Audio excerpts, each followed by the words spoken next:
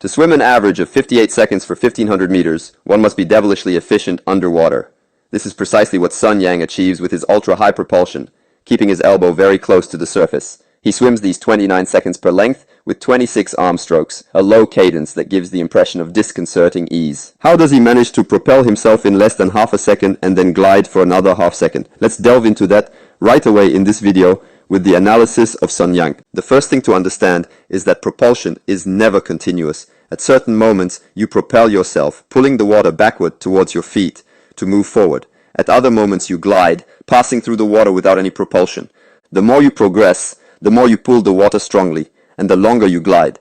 What does this mean? A beginner will take a lot of time to propel themselves and very little time to glide, while Sun Yang will take very little time to pull the water, less than half a second, but in return, he will glide for a very, very long time. With this, we summarize a good part of swimming and freestyle, but let's go further. To glide, you need to know how to position yourself as a projectile ultra correctly. This means aligning yourself from head to toe. You need to stay horizontal. One thing Sun Yang was one of the first to do in 2008 and before was to submerge himself to pass just below the surface of the water from head to toe to cancel the wave resistances, those on the surface. He swam under the wave 100% of his body except for arm returns and also during inspirations. How did he do all that? To help him, he had his hybrid kick. 1 beat on one side and 3 beats on the other side. But before delving into it, let's first talk about his propulsion with his ultra-high stroke. To achieve such a high catch, the first thing to need is very good shoulder mobility, because every time he engages his arm, we have this impression of a dislocation of the shoulder far in front. This shoulder engagement allows him to put the hollow of his elbow towards the bottom of the pool, and thus to create this pail, this catch, with the hand and forearm perpendicular to the water surface.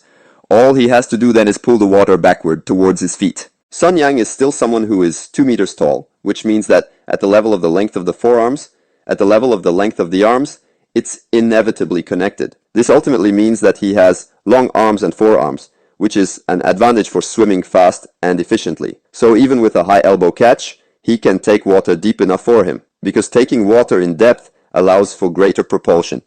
This is what sprinters have been doing more and more for a few decades now. Why? Because deep water will be harder, therefore more efficient, thus more glide and more potential speed. But be careful, you must be able to move the gear you use. The third and final reason why he has an ultra-high gesture, ultra close to the surface, is simply his motor preferences. This means that he was technically able to maintain this forearm and hand oriented perpendicular to the water surface while strongly sending the water backward. He could maintain his technique while expressing all his power. If, like many students, you are not very mobile and your forearms are not as long as his, with his 2 meters, it may not necessarily be a good idea to have a high catch. The principle behind all this is to find the right depth. Does the elbow have to be here? Should it be a little lower? It doesn't matter, as long as you respect the principles of having the elbow in front of the line of your shoulders and higher than your hand, ideally with a forearm perpendicular or almost to the water surface. And don't forget to feel where you can accelerate the water by holding this blade built over the entire arm path afterward. That's what will determine the height of your catch. And this catch, it won't stay like that your whole life as a swimmer or triathlete. It will evolve with your mobility and all the technical work you will do over the years.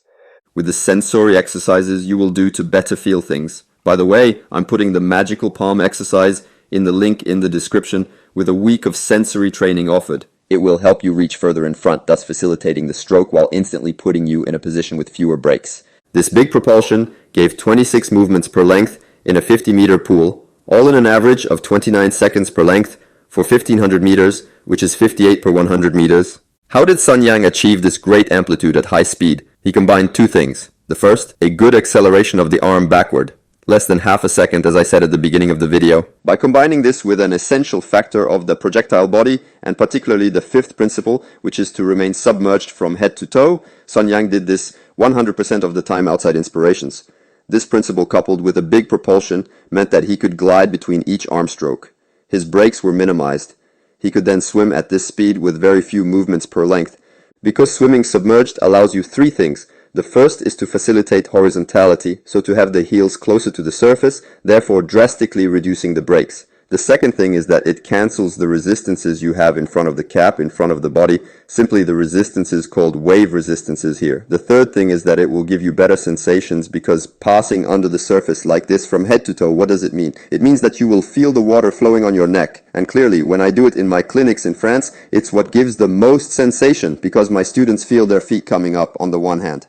On the other hand, they feel the chest sinking. Sometimes it gives the impression of swimming downhill. But above all, my students feel the water gliding over their bodies and especially on their necks. All this is why Sun Yang won the Olympic title in London in 2012 with the world record for the 1500 meters freestyle. He also won the 400 meters freestyle with a little outside help, but in terms of swimming technique, submersion, he was one of the first swimmers to do it. Although we also saw this principle in 2012 with Yannick Agnel's victory in the 200 meters freestyle and Camille Moffat's victory in the 400 meters freestyle for women. Another peculiarity of Sun Yang was his hybrid kick. He was in a 4-beat kick. It means 4 leg beats for one cycle of arms, right arm and left arm. On one side, he does 1 leg movement. On the other side, he does 3. If we look at what's happening right here, there, he presses, boom. He presses on his foot, here, on his right foot. The left arm engages, he glides, he finishes pushing, and then, on the other movement, after the inhalation, what will happen is that he will press again strongly there, on the left leg this time, so the first leg beat, and then there will be 2 other leg movements during his glide time. And on this, I have 2 hypotheses. The first is that, like Romanchuk, the fact of making 3 beats on one side, there, when the right arm is in front, there, right here. It allows him to maintain a roll with a really important engagement of the shoulder more easily forward. That's the first hypothesis. It's not necessarily the one I prefer, but it's a possibility.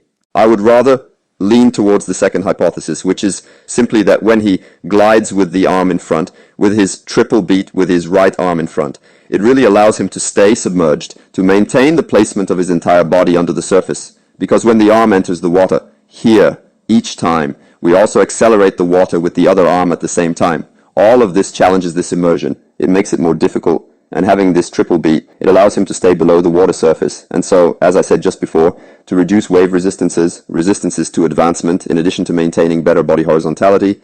Now, I'll let you tell me how many movements you have per length, where you try to swim as far as possible in a 25 meter or 50 meter pool. Mention it in the comments. I put the magic palm exercise in the link in the description, with a week of training offered. For you too, having an increasingly greater amplitude will improve your way of gliding. And with that, I say, see you soon.